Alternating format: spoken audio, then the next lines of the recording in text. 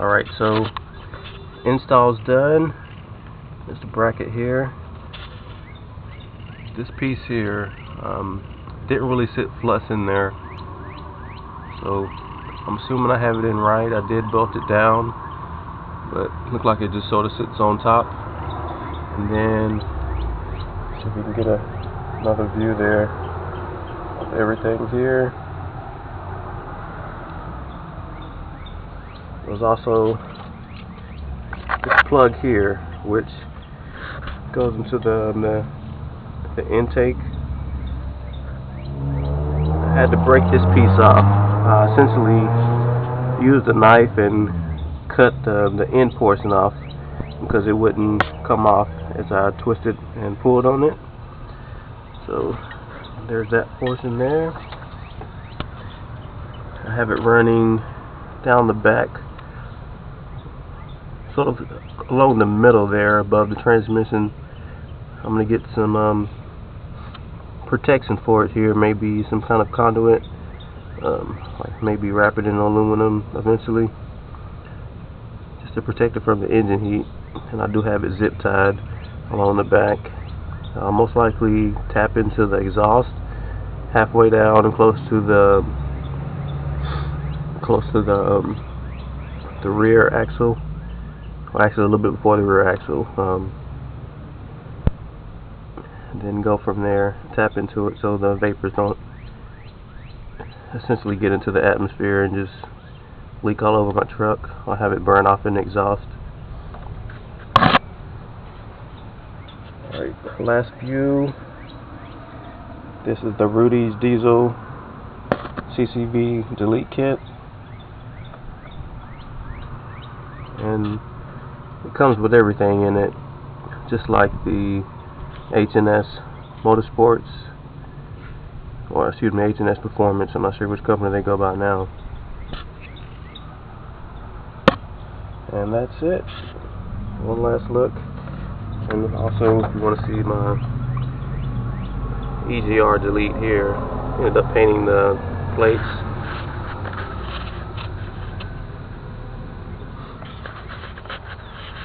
Got a few more modifications to do to it.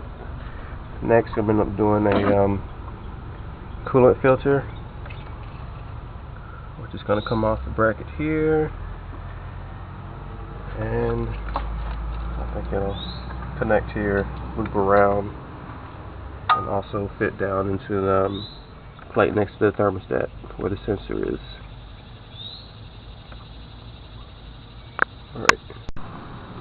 Alright, so we got a coolant filtration kit for the 6.7 Power Stroke. This came from Swag Performance Parts out of Tennessee. I'll try to leave a link to them as well. Looks like good performance products here. I will compare it to the XDP as well as the I think Diesel Site has a coolant filtration kit. So put all my pieces together. Thread tape still needs to go on. These here I believe are just extras that you won't need unless you cut the ends off of a couple of these. I forgot which one. I think it's this one here. And got a 5-gallon bucket. I'm going to use that to drain the coolant, as well as I believe you need a 19mm socket, deep socket, to get the sensor off of the thermostat housing.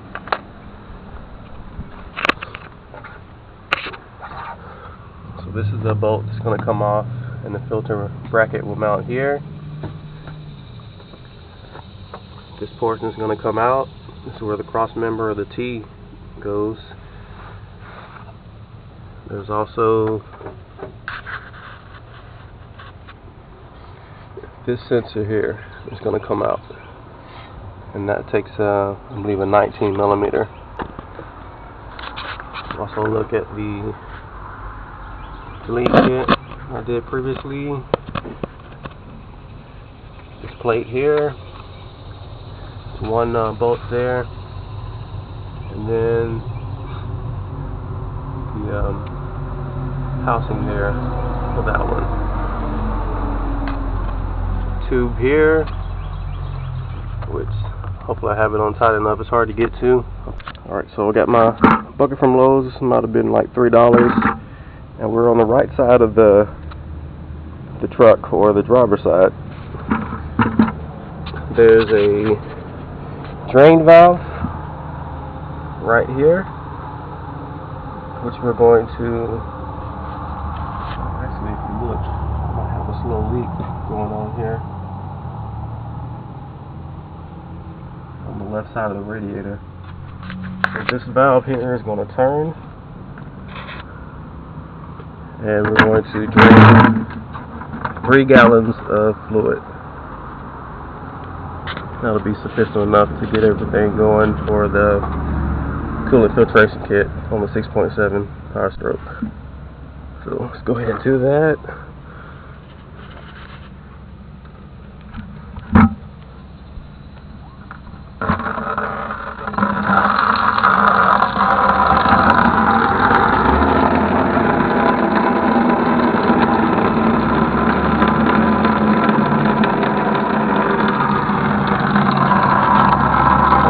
Fill it up. This is a 5-gallon bucket. Fill it up at least halfway and then go a little bit more to get my 3 gallons.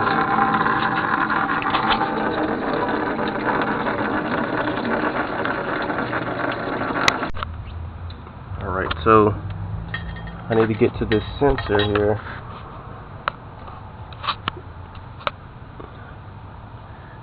Yeah, this sensor here. And I had a deep socket, but of course it wasn't deep enough. Ironic. So I'm going to be taking that back to Lowe's, and it was a cheap version of Stanley. So what I ended up doing is taking the clip here, if you can see it.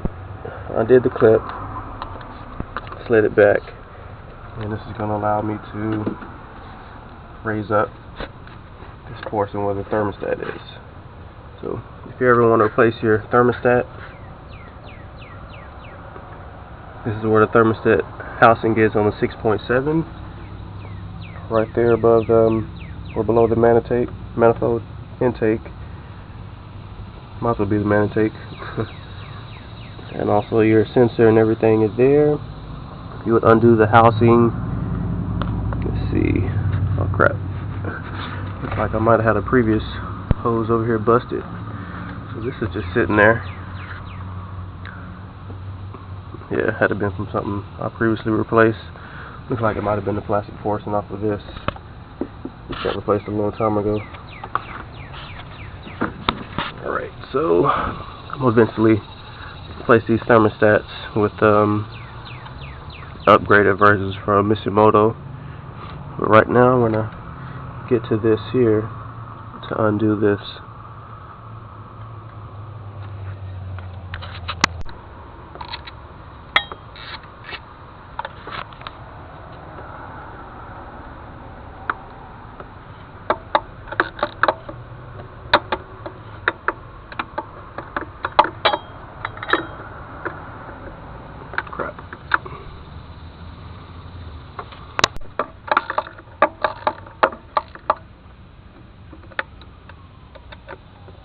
This is a 5/16 to get to the thermostat housing here.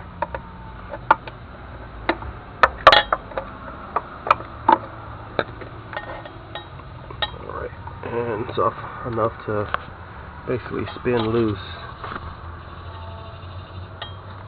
So we're going to disconnect here and spin by hand. Alright, sensor disconnected there. You can take the sensor out if you'd like. The first bolt is out, and doing the others here. Just twisting my hand, and this is to get the adapter plate off of the thermostat housing.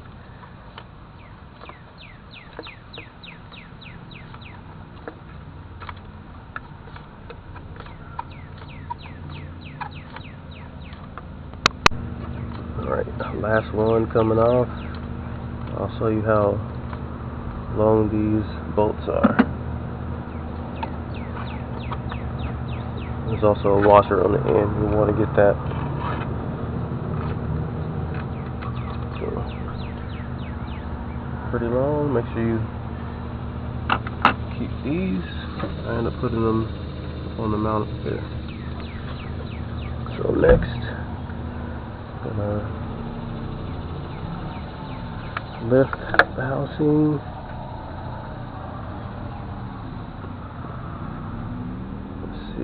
It has a part number on it, just in case you ever need to replace it. And yeah.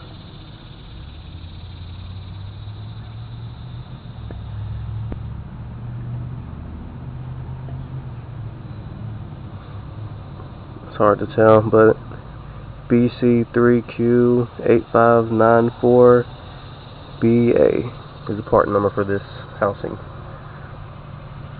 And I'm going to set this aside.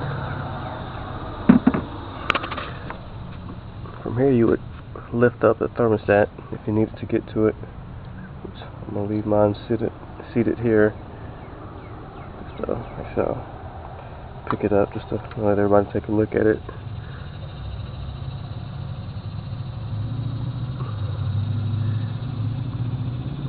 Factory thermostat or Motico.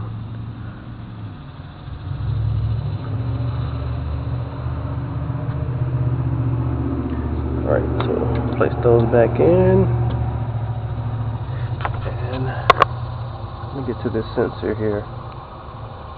Alright, so ironically my deep socket wouldn't fit around the housing here, so I end up using a wrench. I'm going to loosen it by hand with the wrench.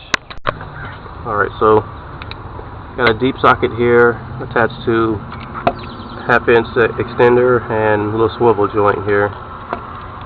So if you get a deep socket, just a 19mm, don't go out and get some cheap one. Get a good cobalt one. Stay away from the Stanley; those are short and they don't work. So I'm gonna finish taking this out here.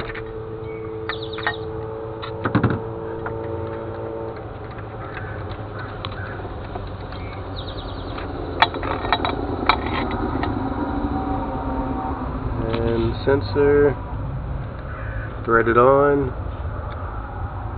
take this out, and go from there.